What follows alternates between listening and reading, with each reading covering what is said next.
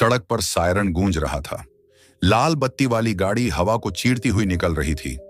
अचानक एक पुलिस वाला बीच सड़क पर आकर खड़ा हो गया, हाथ उठाया और कहा, गाड़ी साइड में लगाइए। भीड़ चुप हो गई।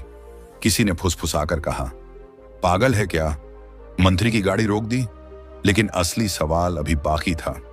क्या एक दलित इंस्पेक्टर सच में कानून के आगे सबको बराबर मान सकता है? अगर आप सच में मानते हैं कि कानून सबके लिए बराबर होना चाहिए तो अभी इस वीडियो को लाइक कर दीजिए, क्योंकि आपका एक लाइक सिर्फ वीडियो को नहीं, इस सोच को ताकत देता है। और अगर आप ऐसी सच्ची कहानियां देखना चाहते हैं तो चैनल को सब्सक्राइब करना मत भूलिए, क्योंकि यहां कहानियां नहीं, हकीकत दिखाई जाती है। हल्की ठंड की सुबह थी। गांव के बाहर कच्चा घर, छप्पर से टपकता पानी। अंदर बैठा था 10 साल का अर्जुन। उसकी मां चूल्हे पर सूखी लकड़ियां जला रही थी। धुआं पूरे कमरे में फैल रहा था। मां, स्कूल जाऊं? अर्जुन ने धीरे से पूछा। मां ने उसकी तरफ देखा। आंखों में थकान थी, लेकिन आवाज में मजबूरी। जा बेटा, पढ़ ले, शायद तेरा जीवन बदल जाए। अर्जुन स्कूल पहुंचा, लेकिन जैसे ही वह क्लास में घुसा, पीछे से आवाज आई, अबे ये आ गया। एक लड़का बोला, मास्टर जी, इसे पीछे बैठाओ, ये हमारे साथ नहीं बैठेगा। पूरी क्लास हंस रही थी। मास्टर जी चुप थे, बस उंगली से इशारा किया, पीछे बैठ जाओ। अर्जुन चुपचाप चला गया। उस दिन पहली बार उसे समझ आया, वो बाकी बच्चों जैसा नहीं है। पिता खेत से लौट रहे थे, कपड़े मिट्टी से भरे, चेहरा थका हुआ। आज क्या सीखा? पिता ने पूछा। अर्जुन चुप रहा, फिर धीरे से बोला, पापा, हम अलग क्यों हैं? पिता रुक गए, कुछ सेकंड तक कुछ नहीं बोले। फिर कहा, हम अलग नहीं हैं बेटा, बस ये दुनिया हमें अलग मानती है। उस रात अर्जुन बहुत देर तक सो नहीं पाया। सालों बाद अब वही अर्जुन इंस्पेक्टर अर्जुन कुमार बन चुका था। शहर की एक व्यस्त सड़क। बारिश अभी अभी रुकी थी। सड़क गीली थी। लाइट्स का रिफ्लेक्शन पानी में चमक रहा था। ट्रैफिक तेज था। अर्जुन खड़ा था, पूरी ईमानदारी से ड्यूटी कर रहा था। तभी दूर से सायरन की आवाज आई। लाल बत्ती वाली गाड़ी गाड़ियों को धक्का देती हुई आगे बढ़ रही थी। एक बाइक सवार गिरते गिरते बचा। अर्जुन का चेहरा सख्त हो गया। उसने हाथ उठाया, रुकिए। गाड़ी नहीं रुकी। अर्जुन सड़क के बीच आ गया। गाड़ी को मजबूरी में ब्रेक लगाना पड़ा। भीड़ जमा होने लगी। ड्राइवर गुस्से में उतरा, पता है किसकी गाड़ी है ये? अर्जुन शांत था। ट्रैफिक नियम सबके लिए हैं। पीछे से दरवाजा खुला। मंत्री बाहर निकला। चश्मा, सफेद कुर्ता, चेहरे पर घमंड। तू जानता है मैं कौन हूं? तुझ जैसे लोग वर्दी पहनकर खुद को बड़ा समझने लगते हो। अर्जुन ने सीधा देखा। कानून के सामने आप एक नागरिक हैं। भीड़ में सन्नाटा। भीड़ में कुछ लोग फुसफुसाने लगे, छोड़ो यार, मंत्री से कौन पंगा लेता है, ये ज्यादा दिन नहीं टिकेगा। एक आदमी बोला, सिस्टम ऐसे नहीं बदलता। अर्जुन ने सब सुना, लेकिन इस बार उसने नजरें नहीं झुकाई। थोड़ी देर बाद थाने में फोन बजा। सीनियर अधिकारी की आवाज आई, अर्जुन, तूने क्या किया है? सर, नियम के अनुसार चालान। तुझे समझ नहीं है क्या? वो मंत्री है। अर्जुन चुप। चालान वापस ले अभी। सर, ये गलत होगा। फोन कट गया। कमरे में सन्नाटा। अर्जुन खुद ऑफिस गया। सीनियर के सामने खड़ा हुआ। सर, मैं सिर्फ अपना काम कर रहा था। सीनियर हंसा। काम या हीरो बन रहा है? अर्जुन ने धीरे से कहा, सर, कानून सबके लिए बराबर। बस। सीनियर चिल्लाया, तू अपनी औकात मत भूल। अर्जुन चुप। पहला प्रयास फेल। अगले दिन मीडिया में खबर नहीं आई, बल्कि उल्टा अर्जुन पर ही आरोप लगा। इंस्पेक्टर ने बदसलूकी की। थाने में साथी पुलिस वाले भी दूर रहने लगे। एक बोला, भाई क्यों पंगा लिया? दूसरा हंसा, तेरे जैसे लोग ज्यादा दिन नहीं टिकते। अर्जुन ने कुछ नहीं कहा, लेकिन अंदर कुछ टूट रहा था। इस बार अर्जुन ने लिखित शिकायत दी, सबूत के साथ, वीडियो क्लिप, गवाह। वो डीएम ऑफिस गया। घंटों इंतजार किया। अंदर बुलाया गया। अधिकारी ने फाइल देखी, फिर धीरे से बंद कर दी। ये मामला ऊपर से जुड़ा है। सर, न्याय? सिस्टम ऐसे नहीं चलता। अर्जुन की आंखें भर आईं। तो कैसे चलता है सर? कोई जवाब नहीं। दूसरा प्रयास, फिर फेल। रात, कमरा अंधेरा। अर्जुन अकेला बैठा था। दीवार को देख रहा था। माँ की फोटो सामने थी। आंखों से आंसू बह रहे थे।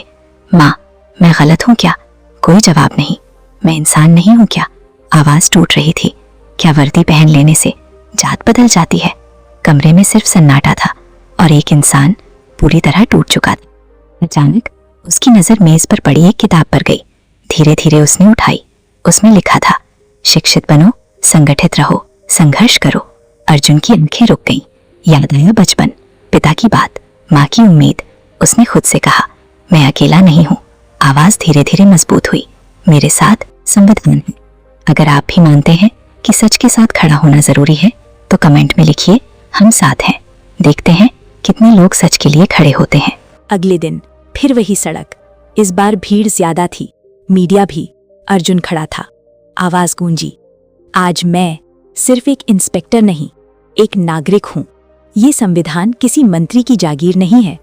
उसने जोर से कहा, आर्टिकल 14 समानता का अधिकार देता है। भीड़ ध्यान से सुन रही थी। आर्टिकल 17 अस्पृश्यता को खत्म करता है, और अगर ये कानून आज भी जमीन पर नहीं उतर रहा तो फिर हम उसे उतारेंगे। उसकी आवाज कांप नहीं रही थी अब। कानून के सामने कोई बड़ा या छोटा नहीं। कुछ सेकंड तक कोई कुछ नहीं बोला। फिर पीछे से एक बुजुर्ग की आवाज आई, बिल्कुल सही कह रहा है। एक लड़का बोला, पहली बार कोई तो खड़ा हुआ है। धीरे धीरे भीड़ की आवाज बढ़ने लगी। सही बात, लेकिन सब एक जैसे नहीं थे। एक आदमी चिल्लाया, चुप रहो, मंत्री से पंगा मत लो। दूसरा बोला, वीडियो बना, ये वायरल होगा। एक बूढ़ी औरत बोली, आज पहली बार कोई सच बोल रहा है। भीड़ बढ़ चुकी थी, डर और हिम्मत के बीच। कुछ लोग ताली बजाने लगे। मंत्री दूर खड़ा था। पहली बार उसके चेहरे पर घबराहट थी। मामला बढ़ गया। मीडिया में खबर आई, सोशल मीडिया पर चर्चा। लोग बोलने लगे, कानून सबके लिए बराबर होना चाहिए। ऊपर दबाव बढ़ा। जांच बैठी। धीरे धीरे, बहुत धीरे, सच सामने आने लगा। अर्जुन अभी भी वहीं था, खड़ा, अकेला। लेकिन इस बार अकेला नहीं लग रहा था। कहानी यहीं खत्म नहीं होती। सवाल अब भी खड़ा है, क्या आज भी एक इंस्पेक्टर को न्याय पाने के लिए इतना लड़ना पड़ता है? क्या आज भी जात कानून से बड़ी है, या फिर हम सच में बदल रहे हैं? कुछ दिन बाद चुपचाप, बिना किसी वजह के, इंस्पेक्टर अर्जुन का ट्रांसफर कर दिया गया। थाने के बाहर मीडिया की भीड़ उमड़ पड़ी थी। कैमरे ऑन, माइक आगे। अर्जुन बाहर निकला। पहला सवाल सीधा आया, इंस्पेक्टर अर्जुन, आपने मंत्री की गाड़ी रोकी, चालान काटा, और अब आपका ट्रांसफर हो गया। क्या ये सजा है ईमानदारी की? अर्जुन चुप। दूसरा पत्रकार आगे बढ़ा, क्या सिस्टम में सच बोलने की कीमत ट्रांसफर है? तीसरा सवाल और देखा था, या फिर आज भी जात कानून से बड़ी है? भीड़ में सन्नाटा। कैमरे सीधे अर्जुन के चेहरे पर। अर्जुन ने बोलने की कोशिश की, लेकिन शब्द अटक गए। तभी पीछे से एक बुजुर्ग आवाज आई, जवाब वो नहीं देगा। सबकी नजर मुड़ी। अर्जुन के पिता खड़े थे, आंखों में आंसू, लेकिन आवाज में दर्द से ज्यादा हिम्मत। जवाब अब कविता भील देगी। भीड़ में हलचल।